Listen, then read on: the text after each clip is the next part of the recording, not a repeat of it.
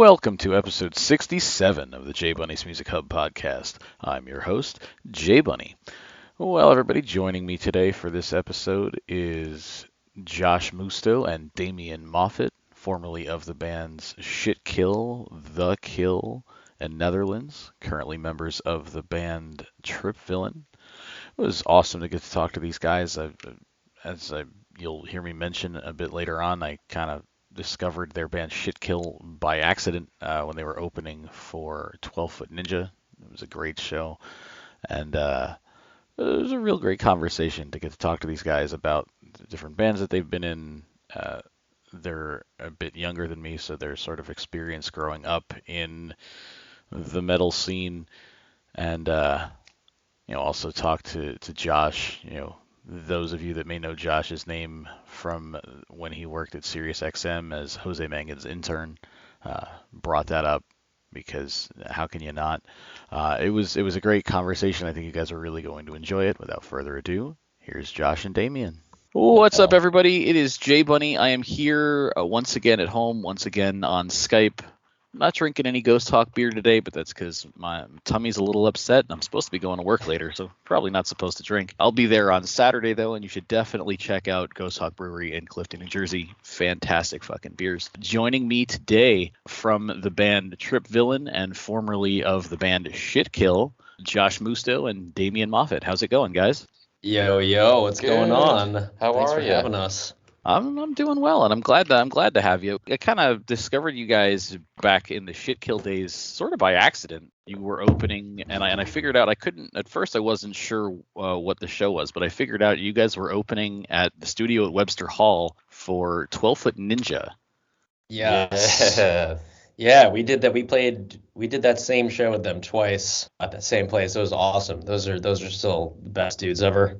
You guys were actually releasing an EP that day, which I actually had picked up a couple copies of. Before I had the podcast, J Bunny's Music Hub was just a page in a group on Facebook where I would write about bands to help people discover bands they might not be aware of. And so I did a write up on you guys and then did a giveaway of the extra copy of the CD. Hey. Oh, nice.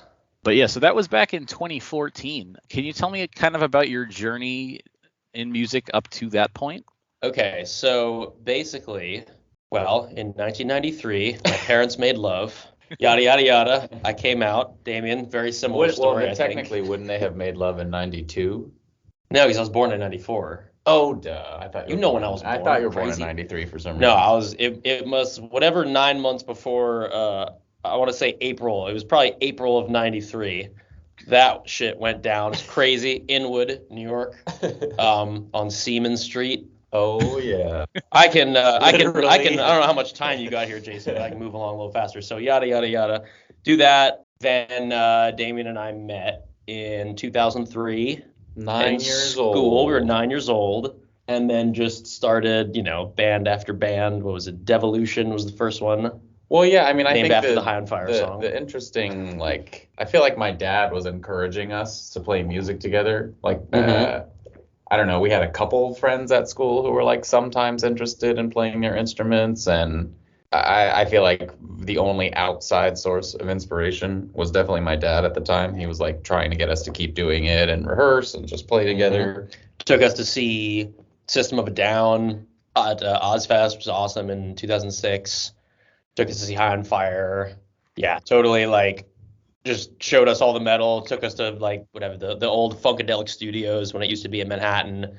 And so it was that, and then another band, whatever, kid shit, and then all of a sudden ShitKill in 2009. We played it. We had an open mic up where Damo's dad was living in Hudson, New York. It was just a random open mic night, and we didn't have a name. We were driving up the Taconic or whatever, and we saw these signs for Fish Kill and Saw Kill.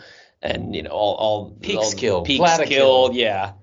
And we're yeah, fuck it, we'll call it ShitKill. And then we were called that for 9 years.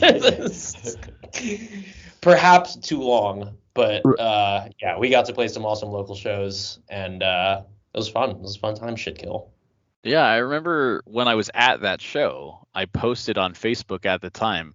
I said, I'm not sure how far a band named ShitKill can go, but I'm digging them. Oh, and then you guys were getting airplay on Liquid Metal like 3 months later. I made another post like, hey, so a couple months ago I said I don't know how far this band could go, and now they're on the radio. Congrats, guys! And you guys actually so whoever was running the Facebook replied to that post and said, oh, thanks. So on one hand, I know that a name like that has instant recognition, but on the other hand, I can definitely see it being a hindrance. I had a friend's band back in the day, probably around the time that you guys were born, because I'm a little bit older, called Fuckface. They spelled it with PHs, but anytime they would put up flyers for shows or stuff, they'd get torn down right away. There was like another band that played shows with them often. He's like, dude, when you make the flyers, like I know that Fuckface is on the show, but don't put their name on the flyer, otherwise they're not going to get left up.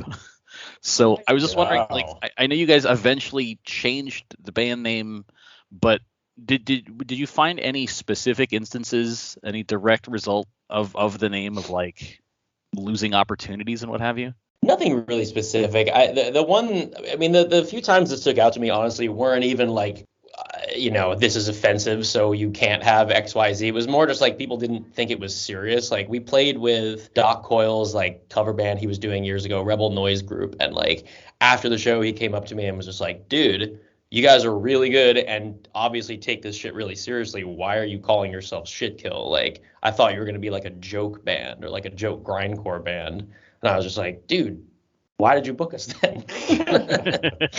But I think that was kind of the vibe. I don't know. I think it like musically it was a lot for us being teenagers. Like I don't know how well it's aged for me personally, but like it's definitely I think I attribute it more to that and me maybe to not having found my voice as a vocalist yet. But I think it's a really nice name to have in our bio.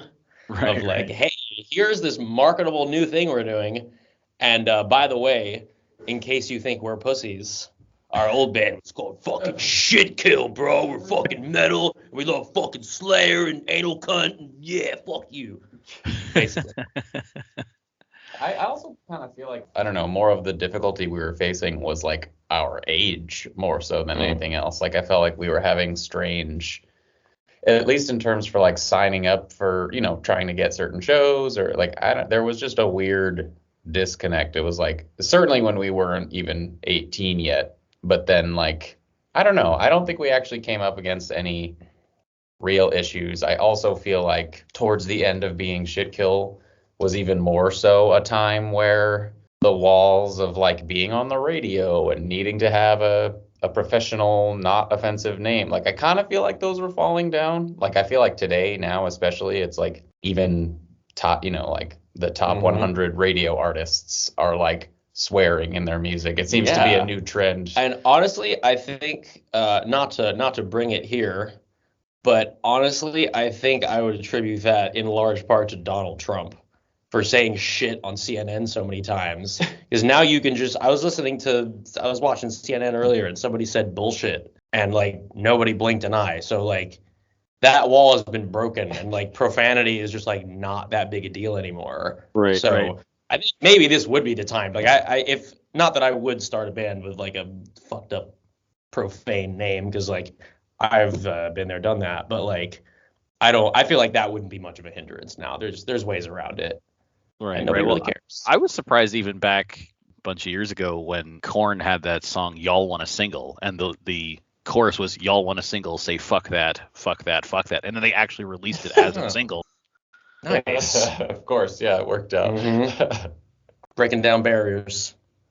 But so you guys had announced in 2017, you'd kicked around the idea of publicly about changing the name, and then you said that in 2018. ShitKill was no more. You were going to be The Kill, which was not a continuation of ShitKill, but an entirely new band, and that you guys are going to be releasing an album in the near future. But I don't recall seeing much else from the band after that announcement. What wound up happening there? No. So, well, that was in fact a lie. We were the same exact band, and we recorded most of an album, and then we played one show, and then immediately got offered the Netherlands gig, both of us.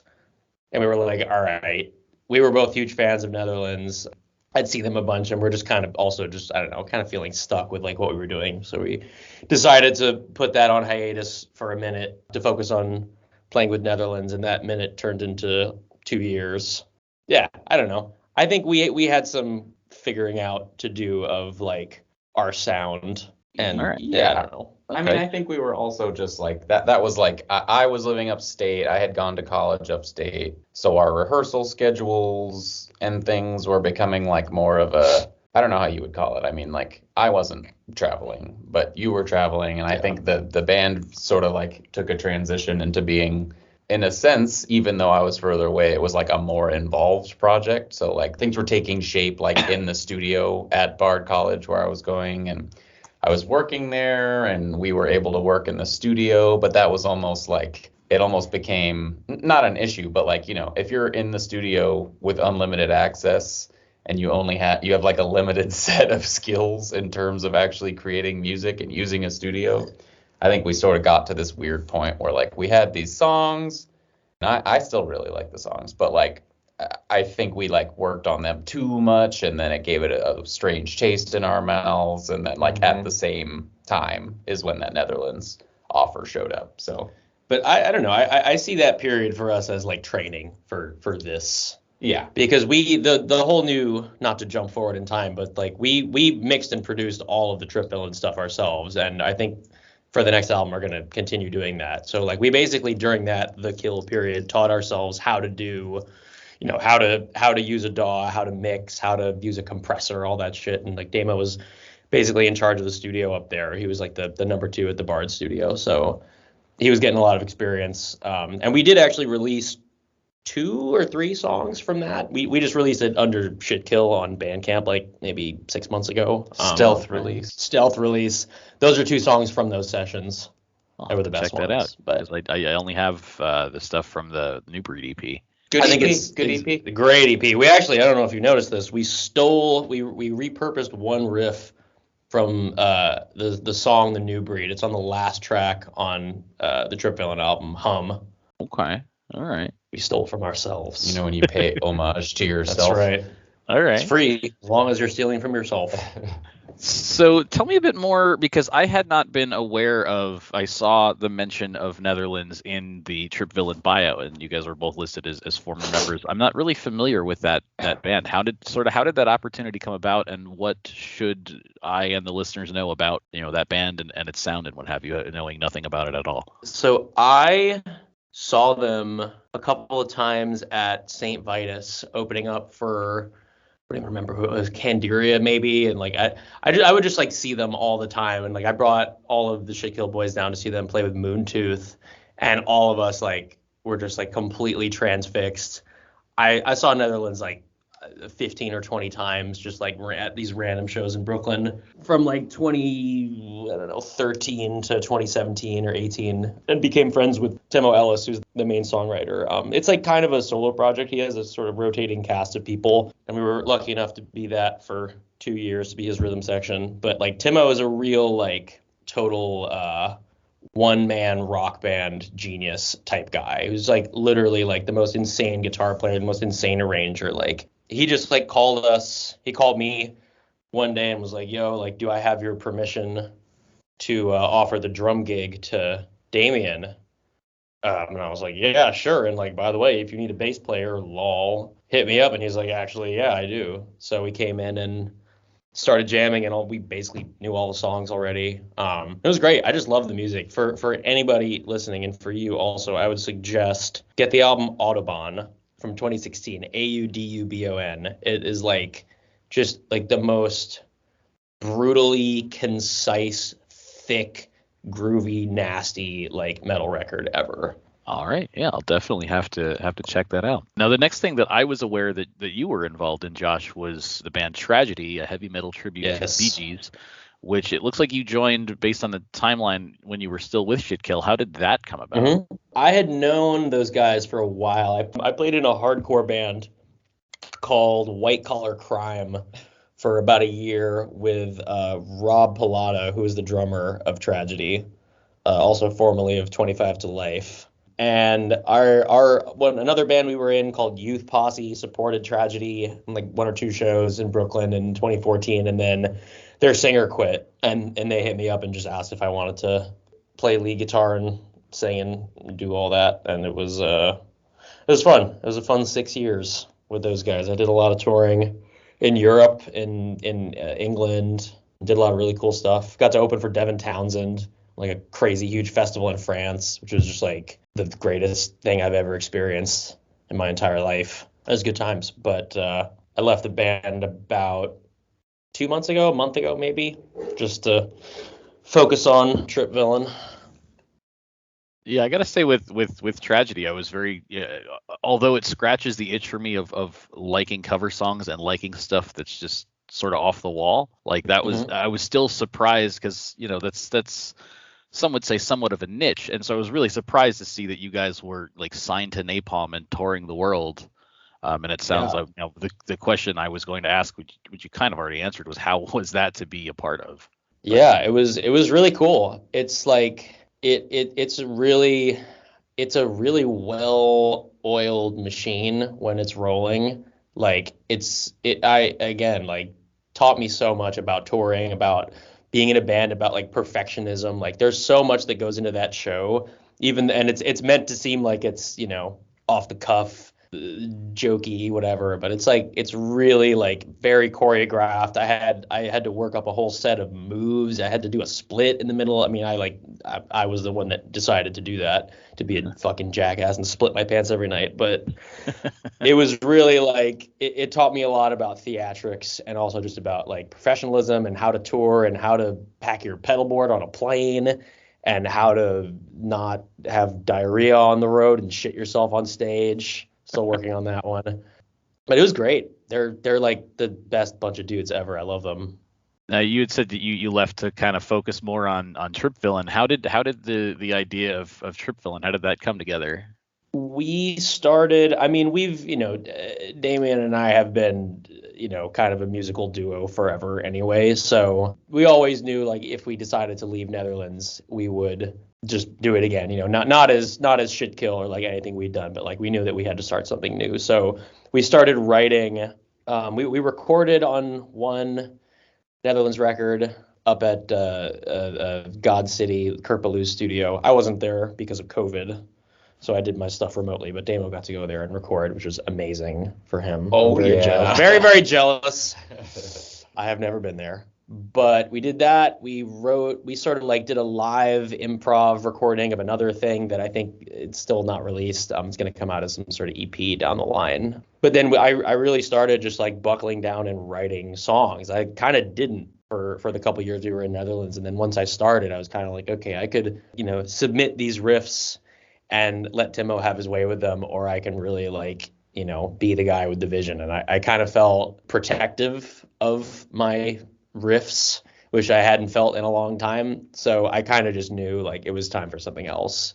And it was time to just like, we had the skills, technically speaking, to produce something ourselves finally. And we, Netherlands at the very least had helped us, become more comfortable and based in Brooklyn, which we're still here in Bushwick. So, and we have the home studio now, and everything is very much in place for us to do this. But yeah, Trip Villain was just kind of a no-brainer to do it the way we did it. And the name, for me, that was when it became a real thing, is when we found the name. My girlfriend at the time told me some story about like a nightmarish vacation that she'd been on, and there was some friend of hers that like ratted somebody out to the cops. It was somebody was like harshing the vibe, and she was like, "Oh yeah, that girl is such a Trip Villain." And I was like, that's the funniest shit I've ever heard, and I wrote it down. So it's like both somebody that ruins your vacation, but also if you take a bunch of acid and then you see like somebody with an evil mustache that just ruins the vibe. Okay. You have to have a mustache. I'm picturing Captain Hook from the cartoon. Or just like somebody was just a generally evil, villainous aura. Like a mustache twirling kind of guy. Exactly. Exactly. You don't want to see that shit when you're tripping. And the sound of Trip Villain is decidedly different from that of ShitKill and of Tragedy. What made you decide to kind of go in that different direction? Well, definitely different than Tragedy. I think fundamentally it's the same. No, I guess it's not. I don't know. We were transitioning, I think, with the Kill into a somewhat more like low-endy, I don't know how you would summarize it overall, but like we Doomy. had kind of, this doomy vibe. Like we were transitioning into that band, and like I said, those songs exist and were written and are, I don't know, I feel like you can look back at them now and they definitely sound like a transition. I don't know. I feel like we started to change direction, and that was even partially already influenced by Netherlands when we weren't in Netherlands. Like we were just fans, they were influencing us, and then obviously we were further influenced when we were in the band for 2 years. So I think that kind of solidified any curiosity that we had with switching sounds, and gave gave me more technical know-how, but also gave Josh, more time on a different instrument and getting flexibility with a sort of different. Yeah, that was a big thing is because I was playing synth bass. I was like standing up playing a guitar in Netherlands. I had literally I played piano when I was like 4, but I never had. So I had to learn how to play the synth, and I'm still not great, but like I got good enough that I sort of knew my way around, the sounds and patches and shit. But I think more so like fundamentally to the riffs and the grooves was like something I did learn from Timo, which is start with the drums. Get a sick beat that like moves and grooves, and just build everything on top of that. Start with one note at a time, add notes if it helps, don't if it doesn't, and just like really to build a song like a 7-layer cake, if you will. Even to build a riff like that, and just like to I don't know, with the Kill stuff, it was like, I wanted it to be like, I don't know, I feel like I was definitely way too focused on it being like marketable and poppy, and like that's pretty embarrassing to think about right now. But like I think the mistake, what I learned from that is, and then subsequently what we've done, is that the mistake a lot of people make in metal is they want something to be accessible, so they like, you have a heavy riff and then you just like throw in a chorus with a chord progression. Like chord progression is not gonna put asses in the seats. Nobody gives a shit about that. It's like grooves. People want to groove. People want to dance. And nothing bums me out more than listening to like an awesome dancey metal riff. Like I was thinking about Flying Whales the other day by Gojira. That's like metal riff, heavy. It hits all the things, and you can dance. It's not even really in 4, but you can dance to it. And like, what a bummer it would be for them to like get out of that riff and go into like a fucking melodic chorus. Like, gross.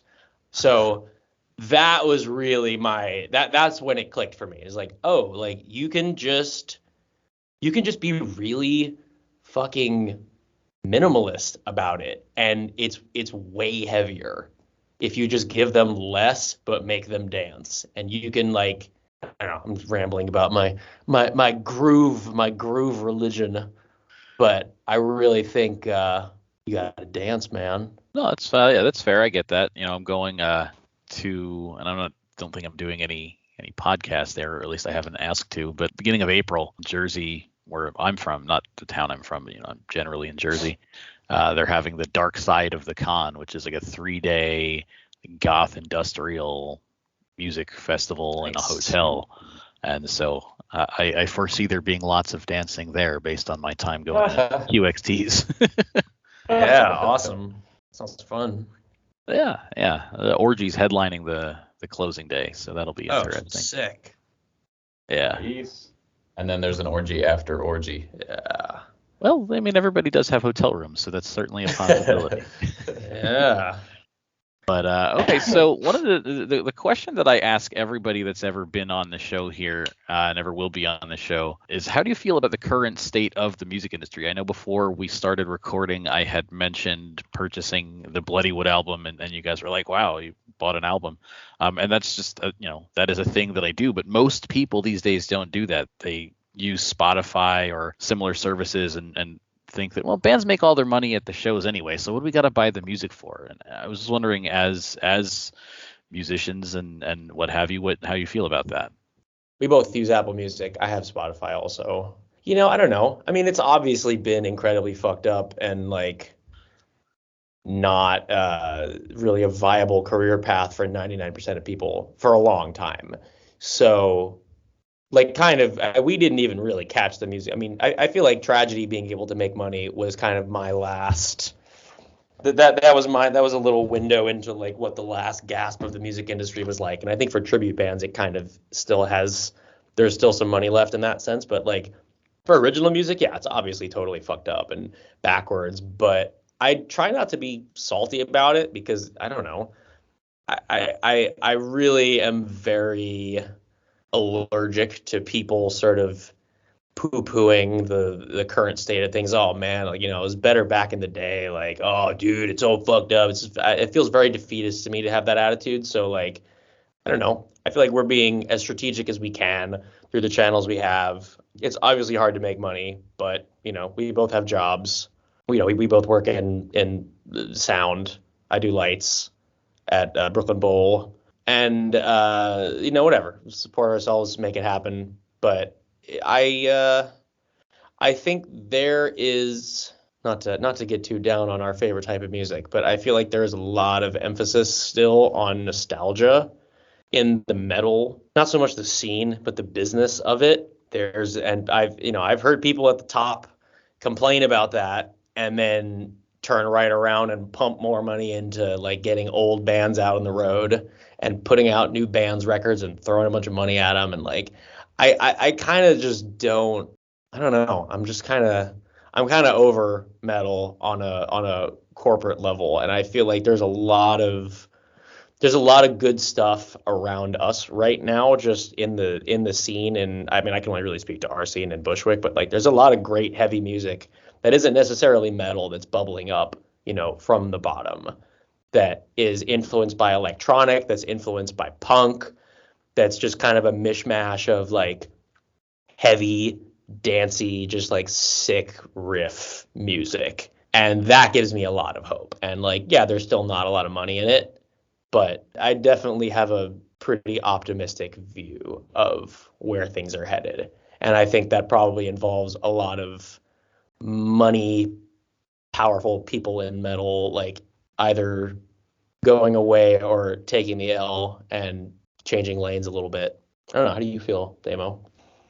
I too feel like it's a double-edged sword. Like I'm glad. I mean, I don't know. It would be difficult to remove music from the general public. Like it's a somewhat large art form. So to a degree, like the fact that people are still consuming music and still have this curiosity is good. Like streaming made it easier in some ways for people to just be listening to music. I have some thoughts about the way that, like, I don't know. I feel like there's a lot of people listening to their music library and like not actually solidifying what their taste is in music. I think there's some danger involved with like, algorithms. Like learning about new music and hearing new music is wonderful. And like, I understand there can't be a human on the other side of that curating everything. And that would also be, I don't know, a small lane in terms of music discovery. But at the same time, I think I know of a lot of people who are listening to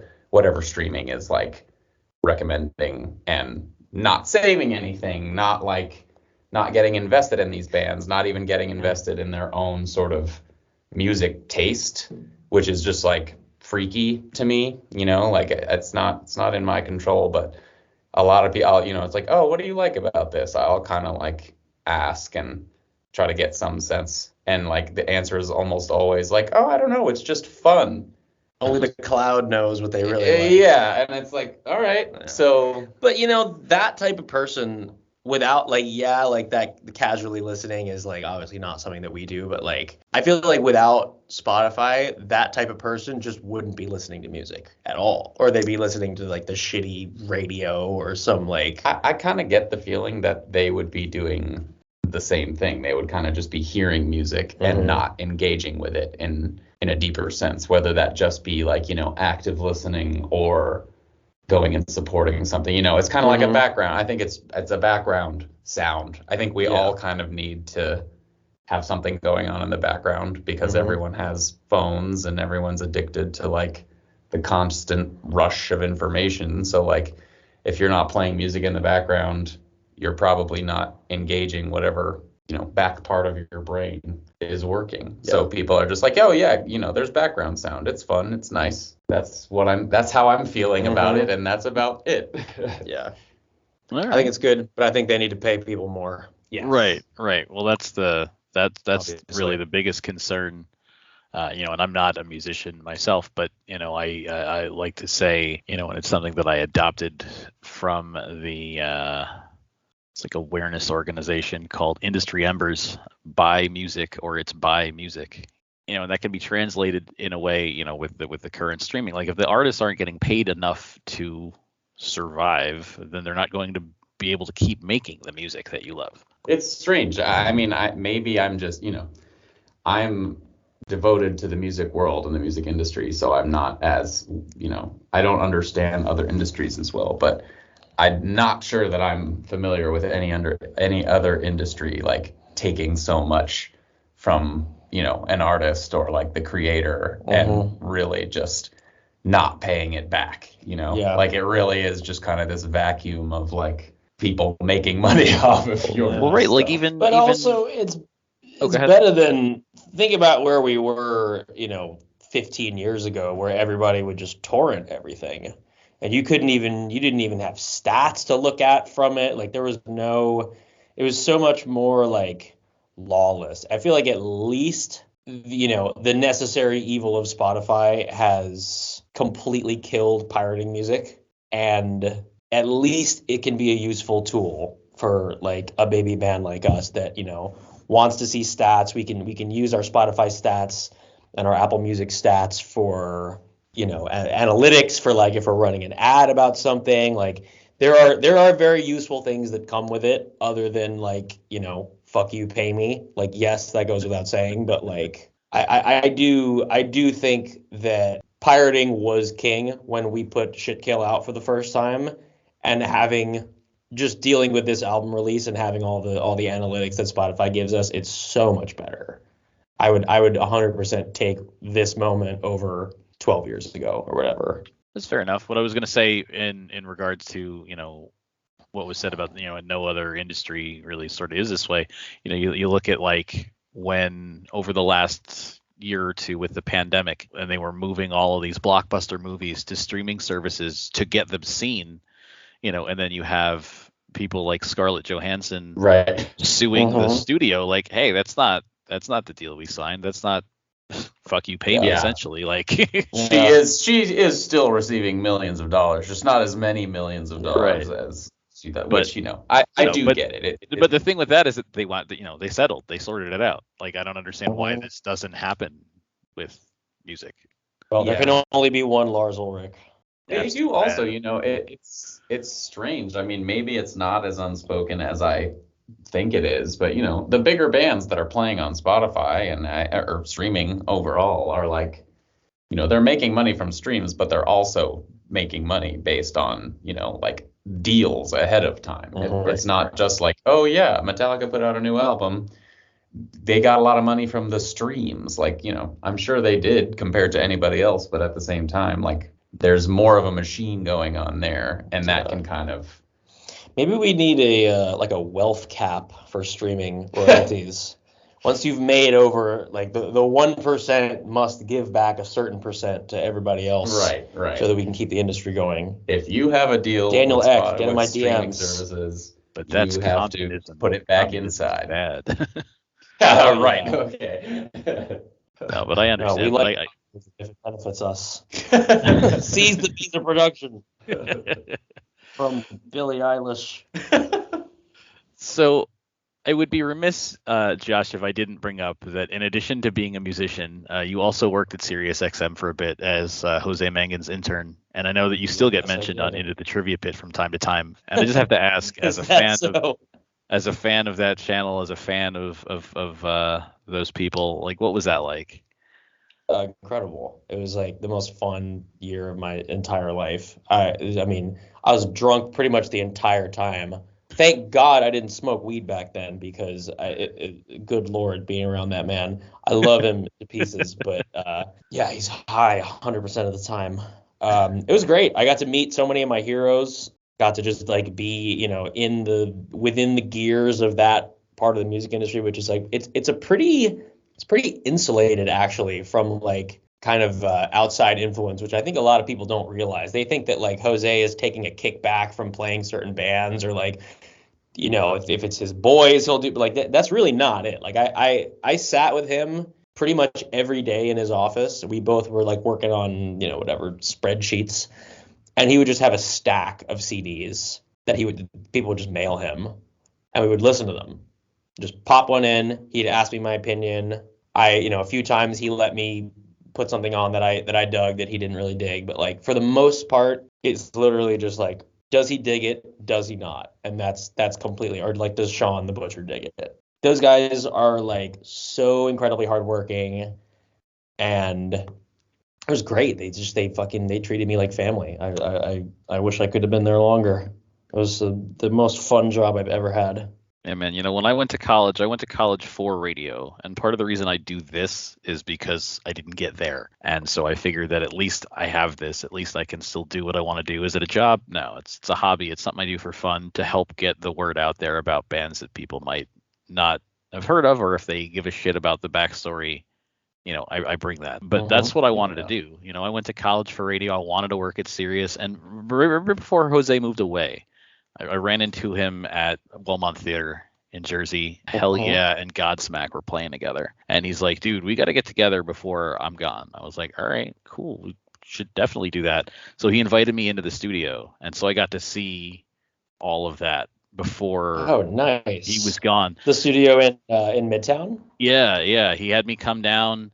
I kind of just spent the day, because we had set like a specific time, so just kind of spent the day in the city playing tourist, and then went into the SiriusXM studios. He showed me his office, and this was before I had the podcast, and I was just, as I said, I had a Facebook group where I just wrote about bands, and he's like, "You want to go on the air and talk about what you do?" I was like, "Do I want to what?" And he had me on. We went on in a break. I talked about what I was doing on Facebook, and how he and I met. We just kind of bullshitted for like 5 minutes on air, and then he had Sean mail me a clip of it, and that was and so I just, like, I was only there for a little while. You were there for a long, like, and like, that's all that I have ever wanted to do is to have that job. Mm-hmm. So one of these days. That's awesome. I love that. Yeah, he would always, like, God, I mean, I was on so many times that it stopped being like, I stopped getting nervous. Like, at first I was just like, oh my God, we're on the air, and I would like choke and like say something really stupid. But like, yeah, he's just always recording, and that's what we do in the studio. That's the old Tenacious D ethos. Always be recording. Jose is always on air. He obviously worships Howard Stern. So like, yeah, just like, I love that he's always just, yeah, come to the office, hang out, we'll put you on air, whatever. We're having a conversation, hanging out. Like, he is this big towering figure in the music industry that everybody wants a piece of, but like, he's just like a fucking dude, and he's cool, and I love him. Yeah, seriously, he's very down to earth. That was the other thing when they had the Revolver Awards, like the last time that they had it. I think it was 2016 or 2017, and he had already moved away by that point, but he came back, and him and Dave Mustaine were co-hosting the show, and he saw me in the crowd and like just shouted me. I was like, "Hey, how you doing?" I was like, "Really?" Nice. So I guess the only other thing I've got left to ask you guys is, what's next for you and your band? You just released an album a couple weeks ago. What's next? Yes, we did. WON, our debut album is Trip Villain. We are going to play a bunch of shows in New York. TBD what those are going to be. We're working on like a whole bunch of shit right now, but you gotta, keep up with us on our Instagrams and our Facebook and all the Twitter and all that shit, and TikTok. We are on TikTok, and we're writing the next record right now. We have 8 demos. We're maybe gonna do some drum recording a little later today. We have a home studio now, so we're just gonna be cranking out riffs like crazy. That's pretty much the plan. World domination and unlimited brutal dance riffs. Stupid enough. Yeah, that's cool. You have anything to add? Yeah, That sounds like all that's like in a the great plan. genre name. Like, you know how like I always like it when a band Yeah. invents their own genre. You had Static X Yeah. with Evil Disco. Dude, There was oh my God. We are both, by the way, completely fucking obsessed with Static X. The album Cannibal was like one of the first things that got us into metal, honestly. It was 2007. Yeah, it was like one of the first metal bands we saw together. Like Evil Disco is like we're doing our spin on it, but like I speak for myself at least. I'm like supremely influenced by Evil Disco. what's great is Rest I in peace- actually rest in peace, Wayne. yeah, I've been listening to I just got the anniversary re-release of Machine, and I Mhm. haven't probably listened to this record in full in at least 20 years. No, well, it came out 20 years ago, so in at least 15 years. So I listened to it all the way through when I got it, and God, that's such a good record. Mm-hmm. Yeah, Um, incredible. And then another band, just to throw another quick shout out, another band that I really love that sort of invented their own genre, and I mentioned it to Jose when he had me on the air that time. Is there's this band that I had met and then eventually started doing merch for. I had met them at the New York Renaissance Fair, and they are an acoustic pirate metal band called the Dread Crew of Oddwood. And so because they're acoustic, they call their genre heavy mahogany. Wow. Well, hang on a minute. I've got a few solid body guitars that are made of mahogany. That is So, really funny. but What yeah, are they no, called? the Dread Crew of Oddwood. Wow. They actually A lot of played. wood references. Yeah, Respect wood. they played in New York City. I think the last time they were in this area, they played New York City. There was a tour of all pirate metal bands. It was Oh my God. Ailstorm headlining, Swashbuckle as main support, and then Dread Crew of Oddwood as the openers. And so Did they play on the barge on the Hudson River? no, they just played at the Gramercy. Oh. Should have done a Rocks Off cruise. That would have been perfect. Well, there's always time. I know Dread Crew and I think all three of those bands are actually working on new albums, so I'm sure that they'll come through at some point. But that's what they say, right? Yeah. Only the captain. Sorry, shut the fuck up. No worries, man. But I think that's a great place to leave it. I want to thank you guys both for your time, for being on the show, and hopefully, if you don't play in Jersey, I can come out to the city at some point and see you guys. And I'm going to be there in a couple weeks for Drowning Pool and El Nino. Oh, nice. Yeah, man. Thanks for having us. Thanks for having us on. It's fun. I'm sure we'll play in New Jersey. We will definitely play in New Jersey. I can promise you. Yeah. I was going to say, I know you guys used to play Dingbats a lot as ShitKill. Oh, yeah. Hopefully not Dingbats, but we'll play somewhere. Okay. All right. Sorry, I don't know. Just being a dick on the air. But we will. We will come to Jersey, I promise. All right. Excellent. Well, thanks again, guys.